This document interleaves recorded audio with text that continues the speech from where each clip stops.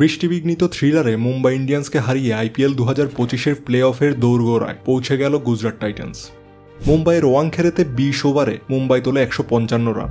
Will জ্যাক্সের 53 এবং সূর্যকুমার যাদবের 35 run ছাড়া মুম্বাইয়ের কেউই বড় রানের দেখা পাননি।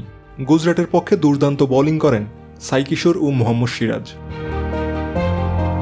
টার্গেট তাড়ায় গুজরাটের ওপেনাররা দ্রুতই ফিরে যান। এরপর বাটলারের 30 রান ও শুভমন গিলের 43 রানের জুটি গুজরাটের হাল ধরে। তবে 14 ওভার পরে বৃষ্টি নামায়, তাতে খেলা কিছু সময়ের জন্য বন্ধ হয়ে যায়। যখন খেলা ফের শুরু হয়, গুজরাটের স্কোর ছিল 18 ওভারে 6 উইকেটে 132 রান, কিন্তু ডিএলএস নিয়মে টার্গেট দাঁড়ায় 19 ওভারে 147 রানের।